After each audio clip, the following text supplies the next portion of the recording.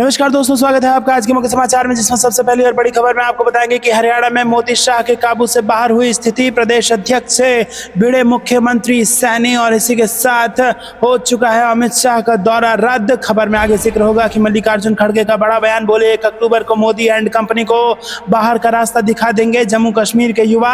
खबर में आगे जिक्र होगा कि जुम्मा ब्रेक पर एनडीए में दरार, असम सीएम के फैसले पर जेडीयू के बाद अब एक और पार्टी ने उठाए सवाल। खबर में आगे आपको बताएंगे कि बैकफुट पर क्या आ चुकी है मोदी सरकार, मध्य अवधि चुनाव से लेकर पड़ोसी पर हमला, क्या क्या है विकल्प, सब कुछ बताएंगे।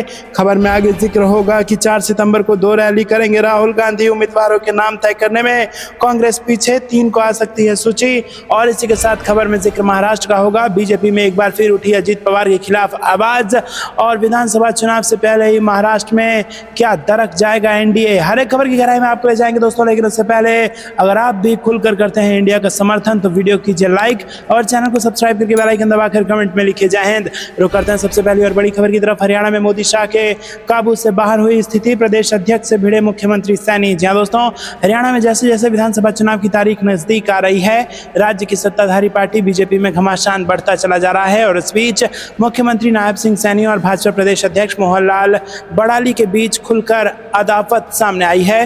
दरअसल बड़ौली ने बीते दिनों दावा किया था कि सीएम सैनी करनाल की जगह लड़वा से चुनाव लड़ सकते हैं। वहीं अब मुख्यमंत्री सैनी ने कहा है कि टिकट का फैसला भाजपा पार्लियामेंट्री बोर्ड करेगी, कोई ये दावा नहीं कर सकता कि कौन कहां से चुनाव लड़ेगा। और दोस्तों, इसलिए हम कह रहे हैं कि मोदी और शाह के काबू से बाहर ये स्थिति हो गई है। बता दें कि हरियाणा विधानसभा चुनाव की तारीख बदलने के बाद गृह मंत्री अमित शाह का चुनावी दौरा यहां रद्द हो गया है और शाह को जींद में जन आशीर्वाद रैली में आना था, लेकिन अब वो नहीं आएंगे।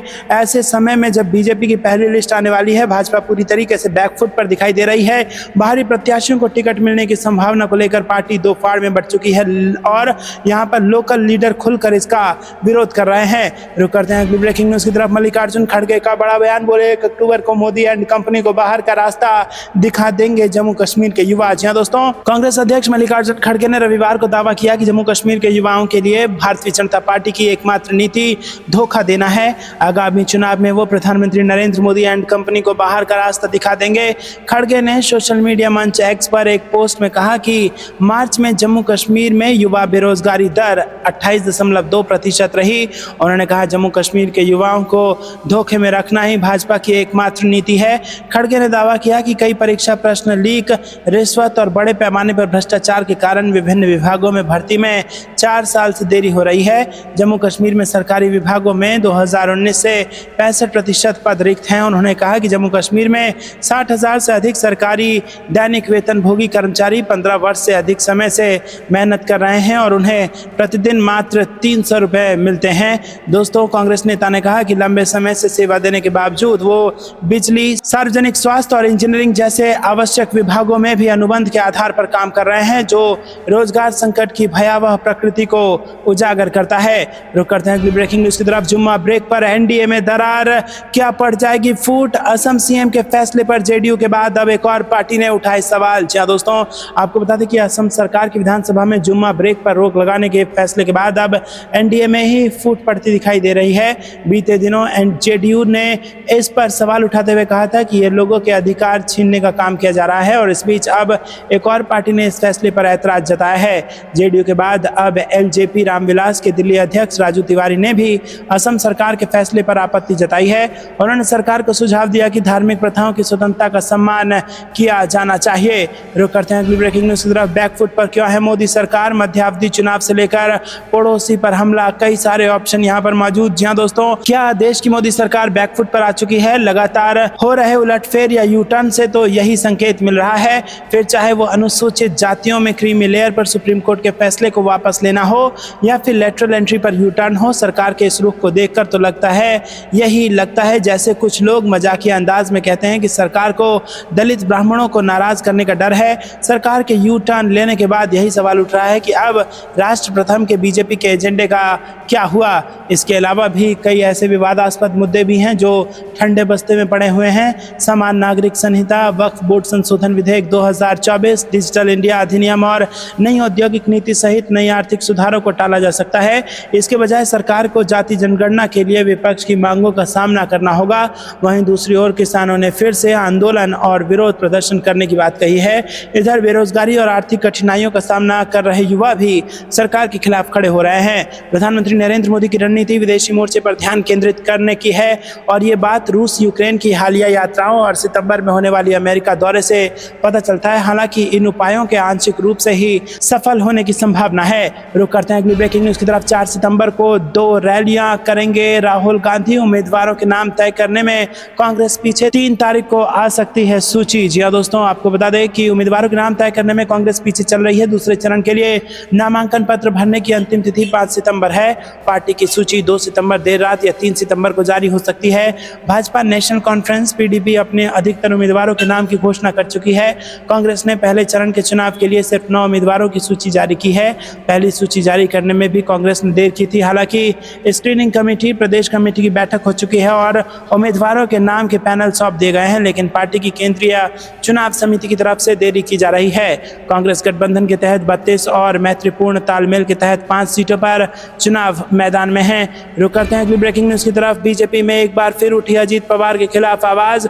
विधानसभा चुनाव से पहले ही महाराष्ट्र में दरक जाएगा एनडीए। जी हां दोस्तों, आपको बता दें कि महाराष्ट्र की महायुति सरकार में सहयोगी एनसीपी के खिलाफ एक बार फिर बीजेपी के भीतर से आवाज उठी है। बीजेपी के 2 नेताओं ने स्पष्ट रूप से कहा कि पार्टी और एनसीपी के साथ गठबंधन नहीं रखना चाहिए। इन नेताओं में महाराष्ट्र बीजेपी के प्रवक्ता गणेश हाके और दिलीप देशमुख का नाम शामिल है। दिलीप देशमुख ने कहा है कि महाराष्ट्र की सरकार में शामिल 3 दलों में से बीजेपी और शिवसेना भाई जैसे हैं, जबकि एनसीपी बीजेपी के सौतेले भाई की तरह है। उन्होंने कहा कि एनसीपी के कार्यकर्ताओं की वजह से बीजेपी के कार्यकर्ताओं को बहुत कुछ बर्दाश्त करना पड़ा है। देशमुख ने यह भी आरोप लगाया कि अजीत पवार विकास के लिए आने वाले फंड को बांटने में भेदभाव करते हैं। देशमुख ने स्पष्ट रूप से कहा कि हम एनसीपी को नहीं चाहते और उन्हें ये समझ नहीं आता कि एनसीपी को महायुति में क्यों शामिल किया गया है। हमने पहले भी उनका विरोध किया था और अब भी उनका विरोध करते हैं। रुक करते हैं अगली ब्रेकिंग न्यूज की तरफ। आरजेडी ने पूरे बिहार में किया धरना प्रदर्शन। पटना में तेजस्वी यादव भी हुए शामिल। जी दोस्तों, आपको बता दें कि आरजेडी ने रविवार को पूर्व निर्धारित कार्यक्रम के तहत राज्यव्यापी धरना दिया है। राष्ट्रीय स्तर पर जातिगत जनगणना कराने और बिहार में आरक्षण की सीमा को 65 बढ़ाए जाने के निर्णय को 9वीं अनुसूची में शामिल करने की मांग को लेकर आरजेडी नेताओं और कार्यकर्ताओं ने धरना दिया है।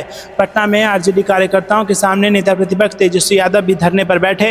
एक दिन पहले शनिवार को राजद प्रदेश अध्यक्ष जगदानंद सिंह ने इस धरना प्रदर्शन को लेकर समीक्षा बैठक भी की थी। आरजेडी के वरीय सहयोगियों एवं सभी प्रमंडल प्रभारी महासचिवों को धरना को सफल बनाने के लिए दिशा निर्देश दिए गए थे। रविवार को पटना समेत तमाम जिला मुख्यालय में आरजेडी के कार्यकर्ता धरने पर बैठे। राजद ने देश भर में जातीय जनगणना कराने की मांग की है। आरक्षण के जिस दायरे को सरकार ने बढ़ाकर 65% किया था, उसे 9वीं अनुसूची में नहीं डालने के विरोध में और केंद्र व बिहार की एनडीए सरकार की नीतियों के विरुद्ध आरजेडी का ये धरना प्रदर्शन हुआ। सभी जिला मुख्यालय पर आरजेडी के कार्यकर्ताओं ने धरना दिया है।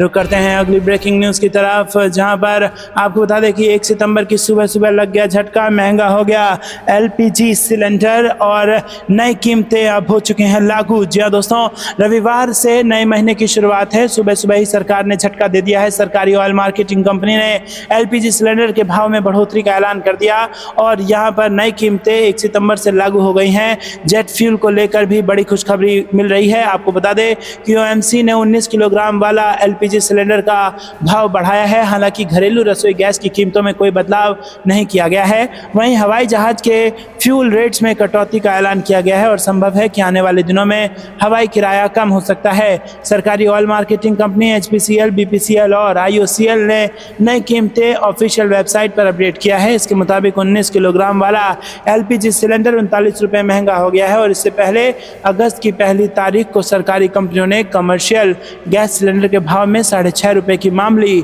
बढ़ोतरी की थी। रुक करते हैं अगली ब्रेकिंग न्यूज की तरफ। असम में नमाज ब्रेक पर ब्रेक से एनडीए में ही खटपट। जेडीयू और एलजेपी ने सीएम हिमंत विश्व शर्मा को घेरा। जी हां दोस्तों, आपको बता दें कि असम के मुख्यमंत्री हिमंत विश्व शर्मा के एक फैसले पर अब राजनीतिक घमासान तेज होने लगा है। शर्मा ने राज्य विधानसभा में मुस्लिम विधायकों को नमाज के लिए मिलने वाले 2 घंटे के ब्रेक को खत्म कर दिया है और इस फैसले की जहां विपक्षी पार्टियां आलोचना कर रही हैं, तो वहीं बीजेपी के नेतृत्व वाले एनडीए में भी इस फैसले के खिलाफ आवाज उठी है। राष्ट्रीय जनतांत्रिक गठबंधन के दो प्रमुख सहयोगी दलों जेडीयू और लोक जनशक्ति पार्टी ने इस फैसले की आलोचना कर दी है। नीतीश कुमार की पार्टी जेडीयू के नेता नीरज कुमार ने असम सरकार के फैसले पर सवाल उठाते हुए कहा कि हेमंत विश्व शर्मा को गरीबी उन्मूलन और बाढ़ की रोकथाम जैसे मुद्दों पर ध्यान देना चाहिए। उन्होंने कहा कि असम के मुख्यमंत्री की ओर से लिया गया फैसला देश के संविधान के मूल सिद्धांतों के खिलाफ है। हर धार्मिक आस्था को अपनी परंपराओं को संरक्षित रखने का अधिकार है। मैं असम के सीएम शर्मा से पूछना चाहता हूं कि आप रमजान के दौरान शुक्रवार की छुट्टियों पर प्रतिबंध लगा रहे हैं और दावा करते हैं कि इससे कार्य क्षमता बढ़ेगी। हिंदू परंपरा का एक महत्वपूर्ण हिस्सा मां कामाख्या मंदिर है, क्या आप वहां बलि प्रथा पर प्रतिबंध लगा सकते हैं? रुक करते हैं अगली ब्रेकिंग न्यूज की तरफ। आम आदमी पार्टी का केंद्र सरकार पर निशाना, कहा भाजपा की उल्टी गिनती शुरू, सभी चुनावी राज्यों में हारेगी। जी हां दोस्तों, आम आदमी पार्टी ने शनिवार को दावा किया कि भारतीय जनता पार्टी की उल्टी गिनती शुरू हो चुकी है लोकसभा चुनाव के साथ ही, और वो हरियाणा सहित सभी आगामी विधानसभा चुनावों में हारेगी। आम आदमी पार्टी के वरिष्ठ नेता एवं दिल्ली के पूर्व उप मुख्यमंत्री मनीष सिसोदिया ने एक बयान में कहा कि लोकसभा चुनाव के नतीजे के बाद भाजपा डरी हुई है क्योंकि लोग अब उसे खारिज कर रहे हैं। इससे पहले दिन में निर्वाचन आयोग ने विश्नोई समुदाय के त्योहार के मद्देनजर हरियाणा विधानसभा चुनाव के लिए मतदान की तारीख बदलकर 1 अक्टूबर के बजाय 5 अक्टूबर करने की घोषणा की थी। सिसोदिया ने कहा कि इस साल लोकसभा चुनाव के साथ ही भाजपा की उल्टी गिनती शुरू हो गई है। अगर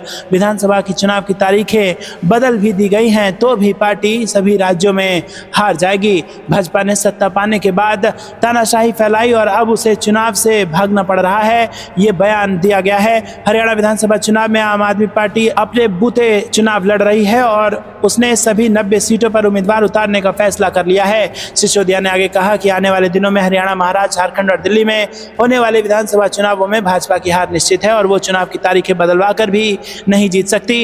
रुक करते हैं अगली ब्रेकिंग न्यूज की तरफ। पीएम मोदी की माफी में अहंकार की बू, एमवीए के प्रदर्शन में सरकार पर जमकर बरसे उद्धव ठाकरे और शरद पवार। जी हां दोस्तों, छत्रपति शिवाजी महाराज की प्रतिमा गिरने की घटना को लेकर महाराष्ट्र में विपक्ष जमकर प्रदर्शन कर रहा है। रविवार को महाविकास अघाड़ी गठबंधन ने जूते मारो आंदोलन निकाला, जिसमें शिवसेना प्रमुख उद्धव ठाकरे, पार्टी नेता आदित्य ठाकरे और संजय राउत, महाराष्ट्र कांग्रेस प्रमुख नाना पटोले और शरद पवार शामिल हुए। दक्षिण मुंबई के हुतात्मा चौक से गेटवे ऑफ इंडिया तक निकाले गए इस मार्च में सरकार के खिलाफ नारेबाजी की गई और इतना ही नहीं, महाविकास अघाड़ी नेताओं ने प्रतिमा गिरने के लिए केंद्र और राज्य सरकार की आलोचना भी की है। गेटवे ऑफ इंडिया पर एक सभा को संबोधित करते हुए उद्धव ठाकरे ने कहा कि क्या आपने माफी में अहंकार को देखा? इसमें अहंकार की बू आ रही थी। एक उप मुख्यमंत्री मुस्कुरा रहे थे। प्रधानमंत्री किस बात के लिए माफी मांग रहे थे?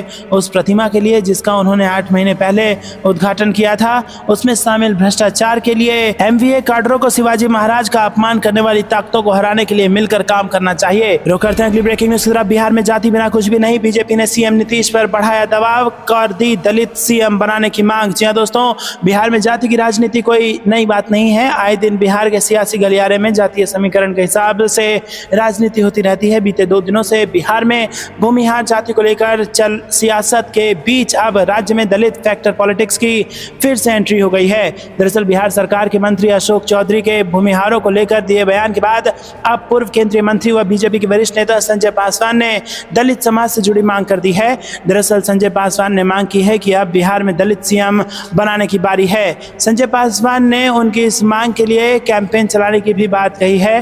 दरअसल संजय पासवान ने कहा है कि मेरी मांग है कि बिहार में किसी दलित को मुख्यमंत्री बनने का मौका मिले। संजय पासवान ने यहां पर खास बातचीत करते हुए कहा कि कांग्रेस ने बिहार में अपने कार्यकाल के दौरान 12 जातियों के लोगों को सीएम बनाने का काम किया। 90 के बाद से बिहार में 2.25 सीएम हुए हैं और यादव समाज से या कुर्मी समाज से और कुछ महीनों के लिए मांझी जी भी सीएम बने हैं। रुक करते हैं अगली ब्रेकिंग न्यूज की तरफ, जहां पर आपको बता दें कि विधानसभा चुनाव से पहले सीएम नायब सिंह सैनी परेशान, बगावत पर उतरी एनडीए की सहयोगी पार्टी। जी हां दोस्तों, आपको बता दें कि हरियाणा में विधानसभा चुनाव से पहले एनडीए की सहयोगी party Republic party of India बगावत पर उतर आई है। आरपीआई ने विधानसभा चुनाव में 2 रिजर्व सीट देने की मांग की है। साथ ही कहा कि अगर उनको सीटें नहीं मिलती हैं तो प्रदेश की 10 विधानसभा सीटों पर वो अपना प्रत्याशी उतारेगी। दरअसल आरपीआई ने अंबाला लोकसभा की, मुलाना और करनाल लोकसभा की नीलोखड़ी सीट देने की मांग की है।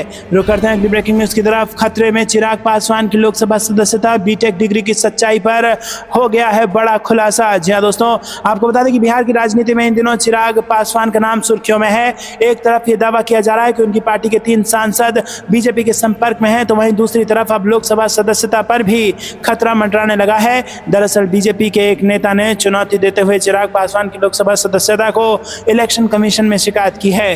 बीजेपी नेता राकेश सिंह ने चिराग पासवान पर कई गंभीर आरोप लगाए हैं। बीजेपी नेता ने अपनी शिकायत में कहा है कि जिस बुंदेलखंड विश्वविद्यालय से चिराग पासवान ने computer engineering institute of engineering and technology college से 2005 में बीटेक की पढ़ाई करने का दावा किया है, वो पूरी तरह से गलत है और इन आरोपों के बाद से ही चिराग के शैक्षणिक योग्यता पर सवाल उठने लगे हैं। वहीं इन सवालों के बीच बुंदेलखंड विश्वविद्यालय ने अपनी रिपोर्ट में बताया है कि Chirag Paswan computer science engineering के सिर्फ 3 सेमेस्टर में पास मिले हैं। वहीं इस मामले में बुंदेलखंड विश्वविद्यालय इंजीनियरिंग विभाग के शिक्षक डॉक्टर ब्रिजेंद्र शुक्ला ने बताया कि बीयू में चिराग पासवान ने कंप्यूटर साइंस एंड इंजीनियरिंग में प्रवेश लिया था। इसके बाद साल 2005 में उन्होंने पहले सेमेस्टर की परीक्षा दी, लेकिन कुछ व्यक्तिगत कारणों के चलते बाद में उन्होंने परीक्षा नहीं दी। रुक करते हैं अगली ब्रेकिंग न्यूज की तरफ, जहां पर आपको बता दें कि राहुल गांधी ने युवाओं में बढ़ती आत्महत्या पर जताई चिंता, बेरोजगारी और पेपर लीक समेत गिनाए कई सारे मुद्दे। जहां दोस्तों लोकसभा में विपक्ष नेता राहुल गांधी ने शनिवार को युवाओं में बढ़ती आत्महत्या दर पर चिंता व्यक्त की है और सरकार से छात्रों की राह आसान बनाने के लिए बाधाओं के बजाय समर्थन सुनिश्चित करने का आग्रह किया है। पूर्व कांग्रेस प्रमुख ने अपने व्हाट्सएप चैनल पर एक पोस्ट में कहा कि देश में युवाओं में बढ़ती आत्महत्या पर बहुत दुखद और चिंताजनक स्थिति है। उन्होंने कहा कि पहले दशक में जबकि 0 से 24 आयु वर्ग के बच्चों की आबादी 58.2 करोड़ से घटकर 58.1 करोड़ हो गई है, छात्रों की आत्महत्या की संख्या चौंकाने वाली 6,654 से बढ़कर 13,044 हो गई है। भारत में आज सबसे बड़ी युवा आबादी है और उन्होंने कहा कि ये दुर्भाग्यपूर्ण है कि युवाओं को सुविधाएं प्रदान करने के बजाय कठिनाइयों और मजबूरियों का सामना करना पड़ रहा है। रुक करते हैं अगली ब्रेकिंग न्यूज की तरफ। जाति जनगणना पर बिहार में आरजेडी का धरना, तेजस्वी बोले केंद्र नहीं देना चाहती आरक्षण। जी हाँ दोस्तों, आपको बता दें कि बिहार में पटना में आरक्षण के मुद्दे पर राष्ट्रीय जनता दल ने एक दिवसीय धरना आयोजित किया, जहां पार्टी के प्रमुख नेता तेजस्वी यादव समेत कई बड़े नेता पहुंचे। राज्य भर में पार्टी के दफ्तरों पर पार्टी कार्यकर्ताओं ने धरना दिया और सीएम नीतीश कुमार को आरक्षण के मुद्दे पर घेरा। इस दौरान तेजस्वी यादव ने अपने भाषण में इस मुद्दे पर कहा कि ये एक राजनीतिक मुद्दा नहीं बल्कि एक सामाजिक मुद्दा है। तेजस्वी यादव ने बताया कि जब वो बिहार के डिप्टी सीएम थे तब उन्होंने पिछड़ा, अति पिछड़ा और SC/ST वर्गों के लिए आरक्षण की सीमा को बढ़ाकर 65% कर दिया था।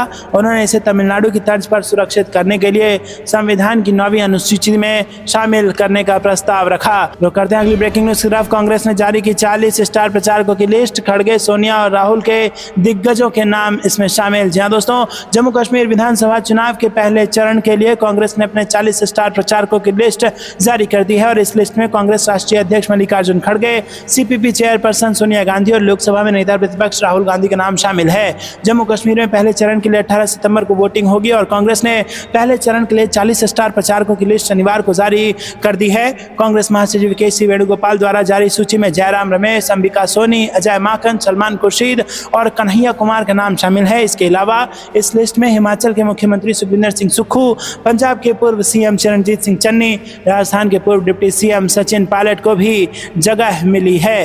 तो दोस्तों 40 यहाँ पर स्टार प्रचारकों की सूची जारी कर दी गई है कांग्रेस द्वारा। जम्मू कश्मीर के चुनाव में 90 सदस्यीय जम्मू कश्मीर विधानसभा के चुनाव की तारीखों का ऐलान हो जाने के बाद यहाँ पर आपको बता दें कि 3 चरणों में यहाँ पर चुनाव होंगे। 18 सितंबर, 25 सितंबर और 1 अक्टूबर को 3 चरणों में वोट डाले जाएंगे, जबकि वोट की गिनती 8 अक्टूबर को होगी।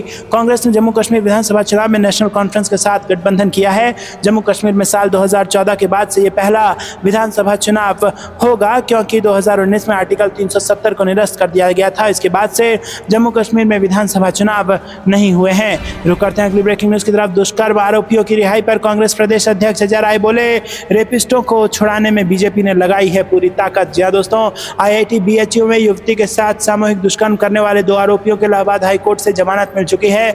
दोनों आरोपी जेल से बरी हो गए हैं और इस घटना को लेकर कांग्रेस प्रदेश अध्यक्ष अजय राय ने बड़ा बयान दिया है। उन्होंने आरोपियों की रिहाई को लेकर बीजेपी पर निशाना साधा है। उन्होंने आरोपियों के सम्मान को लेकर बोला कि ये दुर्भाग्यपूर्ण है कि आरोपियों का फूल मालाओं से स्वागत किया गया है। प्रदेश अध्यक्ष अजय राय ने बीजेपी पर निशाना साधते हुए कहा कि रेपिस्टों को छुड़ाने में उन्होंने पूरी ताकत लगाई है। कमजोर पैरवी के कारण आरोपी छूट गए। साथ ही उन्होंने कहा कि बीजेपी की लचर व्यवस्था के कारण उन्हें जमानत मिल गई है। अजय राय ने कहा कि दुर्भाग्यपूर्ण है कि ये सब पीएम मोदी के संसदीय क्षेत्र में हुआ है। अजय राय ने पीएम मोदी के बयान को लेकर कहा कि कल ही एक कार्यक्रम में पीएम मोदी ने बोला था कि महिलाओं को जल्द से जल्द न्याय मिले, लेकिन बच्चों के साथ इस प्रकार की घटना करने वाले बीजेपी आईटी सेल के आरोपी थे और उन्हें लचर व्यवस्था के कारण जमानत मिल गई। उन्होंने कहा कि जिस प्रकार से पीएम मोदी का गुलाब के फूल से स्वागत होता है, वैसे ही इन लोगों का भी स्वागत किया गया और इस घटना से बीजेपी का दोहरा चरित्र देश के सामने आ गया है। इसके साथ ही उन्होंने कहा कि अब जनता तय करे कि बलात्कारियों को कौन बचा रहा है और महिलाओं को त्वरित न्याय कौन दिलवा रहा है। तो दोस्तों, आपको क्या कुछ लगता है कमेंट में जरूर बताइए। ये थी दिन भर की सारी जरूरी और बड़ी खबरें। अंत तक बने रहने के लिए बहुत बहुत धन्यवाद। जाने से पहले वीडियो को लाइक और चैनल को सब्सक्राइब करके बेल आइकन दबाकर कमेंट में लिखे जय हिंद। अभी के लिए इतना ही। जय हिंद, जय भारत।